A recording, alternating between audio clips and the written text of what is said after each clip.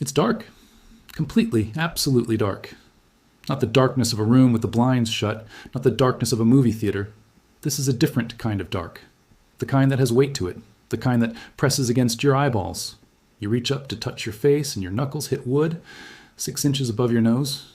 You try to sit up, you can't. You try to turn over. You can't do that either. Something is wrong. Everything is wrong. And then it hits you. The smell. Damp earth, pine resin, and something else you can't quite name, but your brain absolutely recognizes. You are in a coffin, and above you, there are 6 feet of dirt. Now here's where Hollywood would have you believe you can punch your way out. Uma Thurman did it in Kill Bill Vol. 2. She folded her hands, summoned some ancient kung fu wisdom, and literally punched through the lid and clawed her way to the surface like a very determined zombie. Great movie. Complete fantasy. Mythbusters tested that exact scenario and declared it, very politely, busted. The force required to break coffin wood from the inside against the weight of approximately 700 pounds of compacted earth sitting on top of you. Your hand would shatter before that lid moved an inch. So no, you're not punching your way out. The question is, what is actually happening to your body right now, second by second, and is there any way out that doesn't involve Hollywood physics? We'll get to the exit strategy. But first, we need to talk about what's already started. Because your body didn't wait for you to panic. It started the countdown the moment that lid closed. The coffin you're lying in, standard American casket, roughly 84 inches long, 28 inches wide, 23 inches deep, contains approximately 820 liters of usable air. That sounds like a lot. It is not a lot. Of that air, about 21% is oxygen, which gives you roughly 164 liters of the stuff keeping you alive. Your resting body consumes about 0.5 liters of oxygen per minute. So in a perfect, calm, meditative scenario where you're lying absolutely still with the heart rate of a Buddhist monk, you have maybe 5.5 hours. That's the generous estimate. That's the magazine cover version. Reality is considerably less flattering. Because here's the problem. You're not calm. You're not a Buddhist monk. You're a person who just woke up in a box underground. And your amygdala, that small almond-shaped part of your brain that handles fear, has completely taken over the building. Your heart rate has tripled. Your breathing has doubled or tripled. Your body is now burning through oxygen at a pace that turns that 5.5-hour runway into something closer to an hour, maybe less. But oxygen depletion is actually not the thing that kills you first. This is the part nobody talks about. The real killer isn't the lack of oxygen. It's the buildup of carbon dioxide, CO2. Every time you exhale, you're pumping CO2 into your sealed environment. In normal air, CO2 makes up about 0.04% of what you breathe. Harmless. Background noise. But in your coffin, that number is climbing, and it is not stopping. At 1% CO2 concentration, which hits you around the 22-minute mark if you're panicking, you'll notice a mild headache. Your breathing will feel slightly labored. You'll think, okay, this is uncomfortable. At 3%, which arrives somewhere around an hour in, your breathing rate doubles. Your chest starts to ache. Your thinking gets foggy. This is called hypercapnia, from the Greek for too much smoke in the blood. Essentially, your bloodstream becoming acidic because CO2 dissolves into carbonic acid. Your brain's chemoreceptors, the tiny sensors that monitor blood chemistry, start screaming at your lungs to breathe faster. So you breathe faster, which pumps out more CO2, which makes it worse. It's a feedback loop your body designed for open air environments, and it is catastrophically useless in a sealed box. At 5% CO2, the word that shows up in medical literature is intoxication. You're not drunk, but you're not right either. Sweating, disoriented. The walls of your reality are softening. At 10%, unconsciousness begins. And at concentrations above 10%, which is where you're headed because, remember, you keep exhaling, convulsions. Your brain, meanwhile, is running its own catastrophe. The prefrontal cortex, the part responsible for rational thought, problem solving, the part that would theoretically come up with a plan, starts shutting down as CO2 levels rise and oxygen falls. So the more desperate your situation becomes, the less capable you are of thinking your way out of it. Your body's response to existential crisis is to dismantle your ability to reason. Nature is, in this specific moment, deeply unsympathetic. Around this same window, your muscles are doing something equally unhelpful. In your panic, you've likely already tested the lid. Maybe you pushed, maybe you punched. Beyond the physics of 700 pounds of soil, there's another problem. Your diaphragm, the dome-shaped muscle below your lungs that powers every breath, is now working against increasing pressure. As CO2 builds, the diaphragm is trying to push harder, pull more air, do more work. Meanwhile, your intercostal muscles, the small muscles between your ribs, are straining with each labored breath. You are working harder to breathe in an environment that gives you progressively less return on that work. Your heart, doing its best, has pushed blood pressure up. Your pupils have dilated, maximizing what little light exists, which is none. Your skin has directed blood away from the extremities toward the vital organs. Your body has done everything it knows how to do, and none of it helps, because all of its survival protocols were designed for a world with fresh air.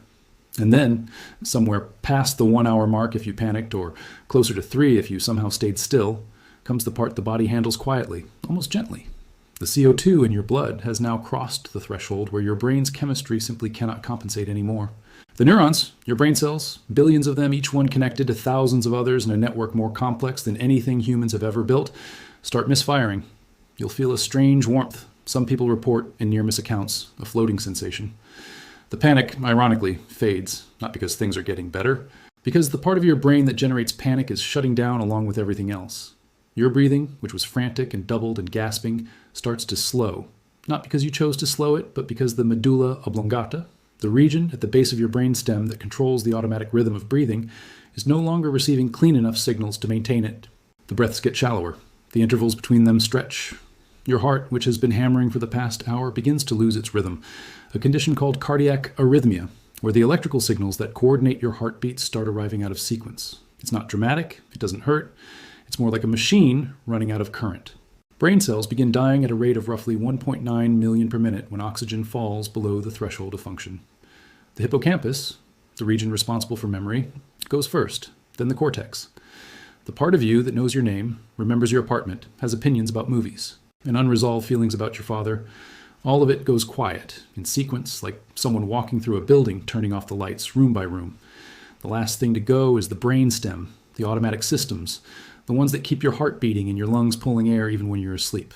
When those stop, that's the definition of death. That is what happens if you do nothing. If you panic, if you make every wrong call in sequence. But here's the thing, and this is exactly what we're going to get into later in this video. There are specific, documented, physiologically grounded things you can do in that box that change the math. It comes down to one decision made in the first 30 seconds. We'll get there. First, though, let's talk about someone who didn't have any of that information. Someone who lived through this anyway. Because the math that should have killed her didn't. It is the summer of 1915 in Blackville, South Carolina. A 30-year-old woman named Essie Dunbar collapses. Epileptic seizure. Her body goes rigid. She stops moving. She stops breathing in any detectable way. The town doctor, Dr. D.K. Briggs, arrives. No pulse he can detect. No breath on the mirror. He signs the death certificate. Her family, moving quickly as families did in that era, no refrigeration, no embalming, hot southern summer, arranges a funeral for the following morning. 3 preachers deliver the service. Her sister, coming from a neighboring town, arrives too late. The coffin is lowered. The dirt goes on top. Minutes later, the sister shows up and asks, "Please, just let me see her one more time." The preachers, after some reluctance, agree. They dig. They open the lid. And Essie Dunbar sits up and smiles. What Essie had was almost certainly a condition that mimics death with disturbing accuracy, a profound epileptic episode that suppressed her breathing and pulsed to levels a 1915-era physician couldn't detect without a stethoscope, a pulse oximeter, or a full minute of careful attention. She was buried within hours of death. The CO2 accumulation hadn't reached the lethal threshold yet. The window was narrow. The timing was ridiculous. She lived another 47 years. The 3 preachers, for the record, fell backward into the open grave in shock. The shortest one was trampled and broke 3 ribs. The town's obituary writer had to file a very awkward correction. Essie's case is the rare, lucky version, exhumed within minutes before the biological clock ran out. Most cases documented from that era tell a different story. Coffins exhumed years later showing scratch marks on the interior lid. Skeletons found face down, in positions that suggest frantic movement after burial. The 19th century was so gripped by this fear that an entire industry emerged. Safety coffins with bells on strings, breathing tubes, spring-loaded lids, ladders inside burial vaults. None of them, according to historical record, ever successfully saved anyone. Mostly because by the time anyone thought to pull the bell rope, the person ringing it had already lost consciousness from CO2 buildup. So, back to you, in your box. Let's talk about what actually gives you a chance. First thing, stop moving.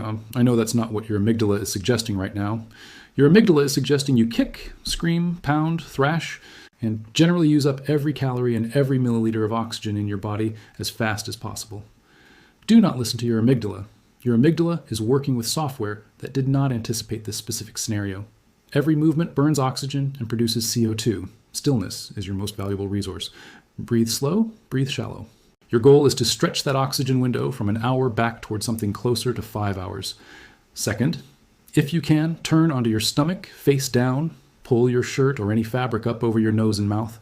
This is not filtration. This is a CO2 buffer. The moisture and material of the fabric will briefly slow the rate at which concentrated CO2 reaches your lungs.